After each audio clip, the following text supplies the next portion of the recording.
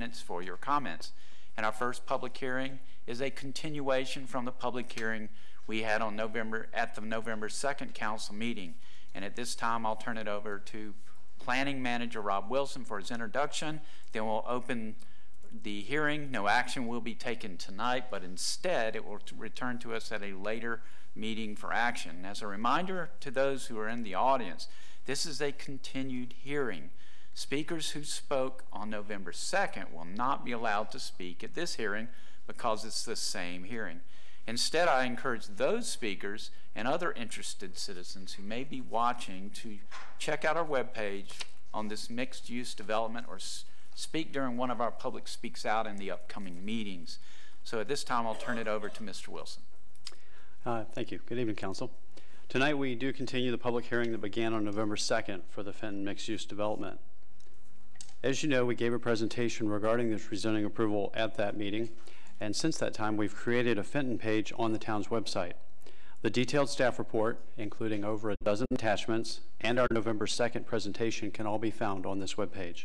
There is also the opportunity for citizens to look over frequently asked questions and submit their own if desired. Given the size and unique scope of this project, a council work session is scheduled for December the 5th. At that time, we will go into greater detail regarding each part of the development and have opportunity for additional council discussion. Following the conclusion of the public hearing, staff will be available to answer any questions. Thank you, Mr. Wilson. So now's the time to reopen the public hearing for the Fenton mixed-use development, and I'll call the first speaker forward.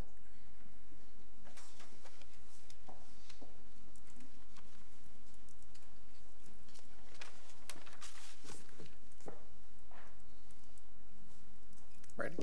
Well, before I get started on this, let me congratulate Kay on getting a park named for us. It's certainly well deserved, so I'll have to go check it out. Greetings, Mayor and council members. I appreciate the opportunity to come here. For the record, my name is Robert Bush. I'm a resident of Carpenter Village, and I've been here for 18 years. I'd like to speak for a moment about Fenton and the rezoning that's before you. First, let me just say that I'm very appreciative of the efforts that y'all have put forward on it and the willingness of Columbia Development to work with the concerns that have been expressed. I think it's a very positive sign for a new addition to the town. In general, I support the rezoning request that's proposed with the mix of uses, especially the idea of increasing the density that we have in the development, the vertical mix of uses that's been proposed, the liberal use of parking decks on the area to minimize the surface parking impacts, and in general the pedestrian orientation that's been shown for the site plans. However, I have a few concerns that's still lingering about what's proposed for the site, and would suggest to you that some conditions might be attached to address those concerns. Obviously, as I think most of you know, my main concern would be the provision of transit service to the site.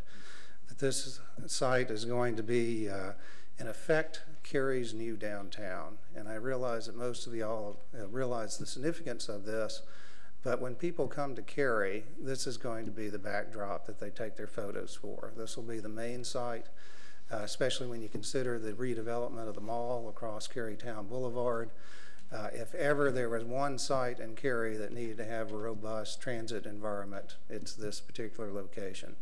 And I don't see any provisions for that as it's currently been described. There's some mention of it, but fairly toothless in my opinion in terms of no conditions have been attached to it.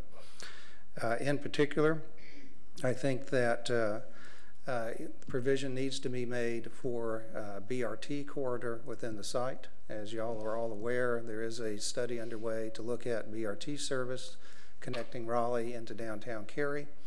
I think it's critical for us to have the developer and attach as a condition to this that they reserve a right-of-way for transit within the site that could be BRT or some other technology, but it should be a dedicated right-of-way.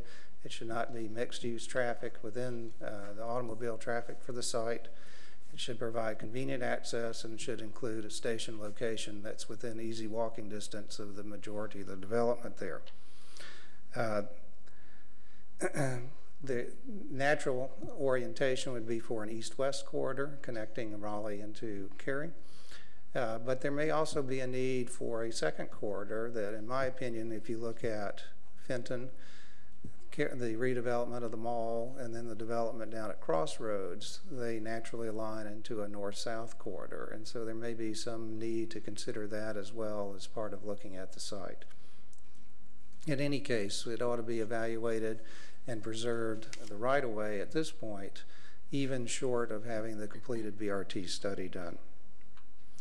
As a trade-off and as a concession to the developer, I think one of the things that should be considered, and I'm not sure exactly technically how to go about this, but it's to look at the right-of-way along Carytown Boulevard. Currently, it's set up as 260 to 290 feet wide.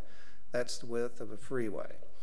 And really, it only needs to be about half of that width. And so if you could work with DOT to convert the right-of-way into developable property, I think that would allow some more land to be developed for Fenton and maybe address some of the concerns that they have raised about the necessary grading that's going to be required and the impacts there along the streetscape for Carytown Boulevard. I think it would also help the mall and look at some of the redevelopment potentials there. Really, we don't need to have almost 300 feet of right-of-way for such a short distance from I-40 that just dead ends at Walnut and Maynard Road. Also, as a final comment, since I haven't quite run out of time, is that to look at the renderings that have been proposed, there's still an awful lot of surface parking that's being shown there. And for all the provisions and descriptions that have been made, I think that a better job could be done rather than having this enormous parking lot right smack dab in the middle of the development. So thank you very much for your time. I hope you will consider it. Thank you, Mr. Bush. Next speaker, please.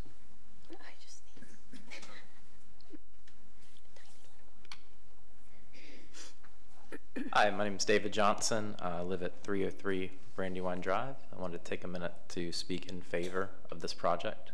This is my first time speaking in front of you guys, so I apologize if I stutter or slow down with what I'm trying to say. As a real estate agent, a father of 4, and living in this area, I think this is a fantastic idea. I'm kind of tired of having to drive to North Hills or to Park West or outside of Cary to go places with my children. When we go to Crossroads, it's in the car to a shop, back in the car to the next shop, back in the car to the next shop. Being able to park at one spot, go to dinner, go see a movie, go play in green space. It's wonderful, and I think it's something that Cary really needs. From a property value standpoint, this area has been somewhat stagnant in the last few years, and I think this would do a lot to increase the surrounding area. Councilwoman Bush, I noticed you said earlier that Cocoa Booth trumps Red Hot, and it's great that Cary has this over Raleigh. And I think having this Fenton project over North Hills Mall would be great for Cary to provide. Thank you. Thank you. Next speaker, please.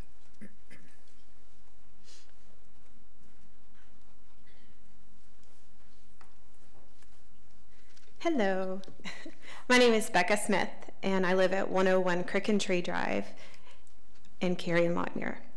My husband, Blake, and I live here with our 2 young children, and we bought our home in Lockmere 13 years ago, and I'm here to speak in favor of the Fenton project on the East Cary Gateway. Over the past 13 years, I've had the opportunity to witness some really great, exciting development in Cary. We go to Waverly Place quite often, which was redeveloped a couple years ago. We're there to eat, to have fun, to watch our kids play in a pickup soccer game on that piece of grass. We love the unique restaurants over there, and we love going to movies over there. We also are big fans of downtown Cary, and I waited patiently for that development. We love the downtown park. It's the first place I take people when they're out of town and visiting Cary. So we're very proud of what our community has to offer. I'm highly engaged in the Cary community, and I feel like I know what a lot of our residents here want. I follow the Eastgate project closely over the past couple years as it's been in the paper and been on the news. I'm very excited about what the plans show. Like, I get so excited just looking at that. Like the gentleman before me, I don't want to go to North Hills anymore. I want to be able to stay and keep my dollars in Cary. I think Cary's ready for this, and I think people are excited about it. It's a new attraction to bring families to Cary. It's not another strip mall. It's dynamic, it's unique, and it's exactly what Cary needs. When our family has traveled the country, our children love to remind us and talk about different places that were different from Cary. They loved downtown Austin. They loved San Diego. They loved Palm Springs, we just were this year. And I think Fenton will bring something new and different to Cary. One of the biggest things for me is we're a soccer family, like many young families in Cary. All my money goes to soccer. And a lot of my time is spent at Wake Med Soccer Park. There's nowhere to go eat when we're over there. And having Fenton right around the corner will provide an opportunity for us to get together before and after games, and my dollars will once again stay in Cary. Thank you very much for the opportunity, and thank you for what you do for our town. Thank you. Next speaker, please.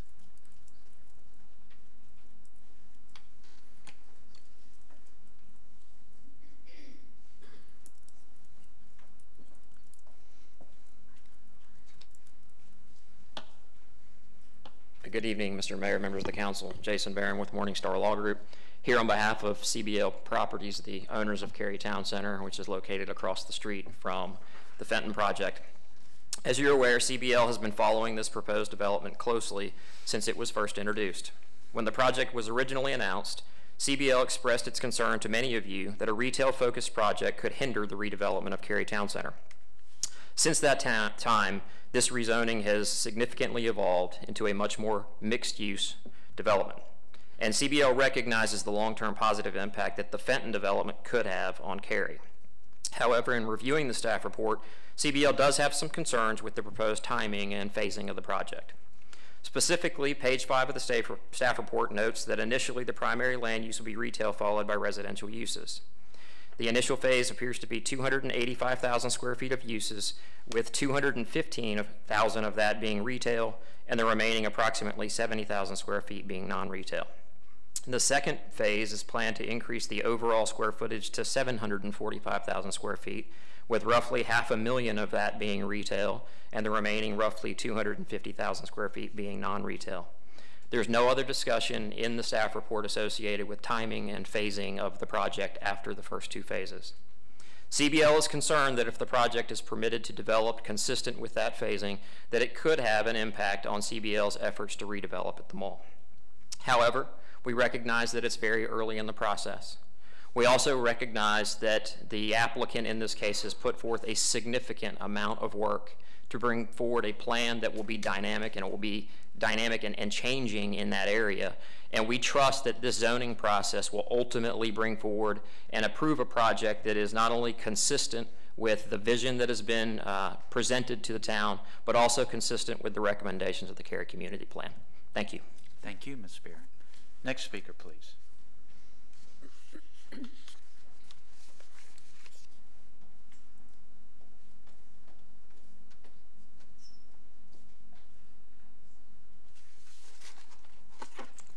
Hi, my name is Ron Foll. I'm with Columbia Development. I'm a partner and the director of leasing. As a background, I spent the last 7 years with North American Properties, worked on 2 significant properties in Atlanta, Avalon being one of them, which is mixed use, and certainly has kind of raised the bar and kind of set the bar for mixed use properties around the country. Prior to that, I spent time at Atlantic Station turning that property around, and again, a mixed-use property that needed a lot of help. And what we learned from that property was the importance of the operations. That is as important as anything you can do in turning these properties around. But my point for coming up here and discussing the retail is imperative for the overall property. The retail drives the office. The retail drives the residential.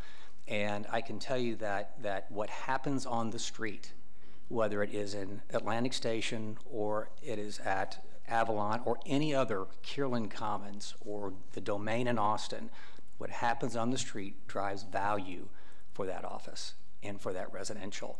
So the timing of the residential has got to come first. But that is what makes it great. I've said this and I'll say it again. This is not intended to be a retail property. We're creating a place. We want a phenomenal place for people to come and spend time, whether they buy anything We want someone to come and spend time in our park. We want them to come to events. We want them to have a glass of wine in our boulevard, or meet someone for Pilates in the park or yoga in the park.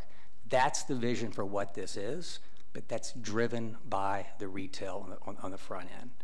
So we have studied a number of these around the country, everything from, again, Kierland Commons to Domain to Santana Row. We can go through, we'd be happy to meet with you and go through each one of these. I've been studying these since the 90s. I was at the opening of Santana Row in 2002. So there's some very consistent themes with these properties. And the idea is not to come in and create this retail mecca, it's to create this great place. And that great place is all these, it's the secret sauce. It is all these different components working together. But I have to say that in the beginning, it's the retail that drives and creates the place that these people want to live, work, and play. Thank you. Thank you. Next speaker, please.